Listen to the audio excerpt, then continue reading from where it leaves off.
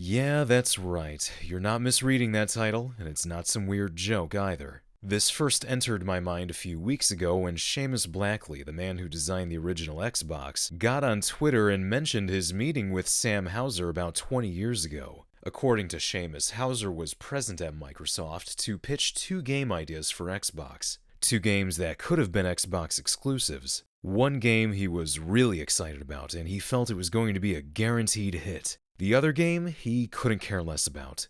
The game he wasn't really excited about was something called Grand Theft Auto 3. And the game he really wanted to see get made? It was none other than an Austin Powers game. Now, Rockstar and Austin Powers are no strangers to each other. Rockstar published two Austin Powers games for the Game Boy Color, Oh Behave and Welcome to My Underground Lair, both of which were developed by Tarantula Studios, which was later acquired by Rockstar and became Rockstar Lincoln. But while these games faded into relative obscurity by today, back then Rockstar still wasn't done with Austin Powers. Now, when I first read that tweet from Seamus, and then when I realized it wasn't a joke, my first thought was that it was going to be some kind of comedy spy game. Something like any of the James Bond games, but with less subtle humor and more catchphrases that you had already heard 1,000 times by 1999.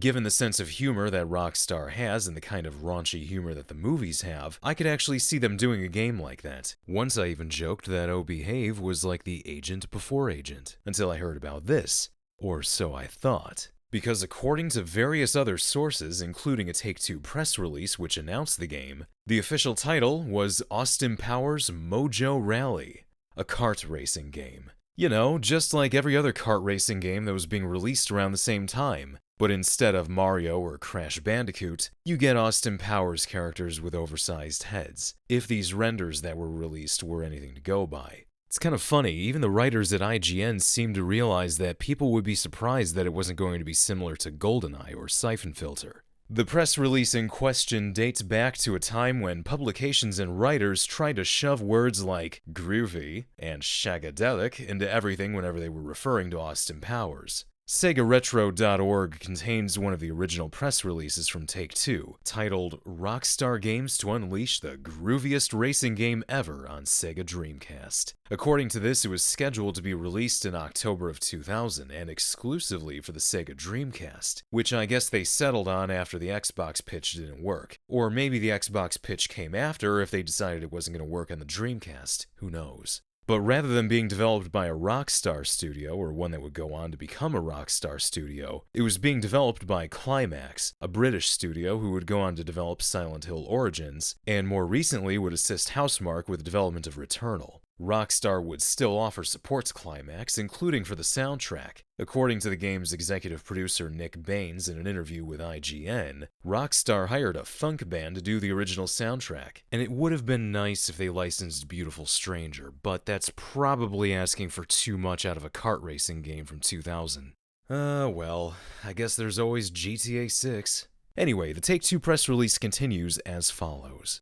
Austin Powers Mojo Rally will feature all of the classic Austin Powers characters, including Austin himself, Dr. Evil, Number 2, Mini-Me, and an overweight Scottish man born out of wedlock. That's a very interesting way of saying fat bastard, but I guess they can't swear in these things, can they? Kinda makes it complicated when there's a character with a cuss word in his name. Look at that. Wikipedia editors aren't even sure if he deserves his own article. There's also an unrelated brand of wine going by the same name, and it's been banned in the state of Texas and Ohio. Huh, you learn something new every day, don't you?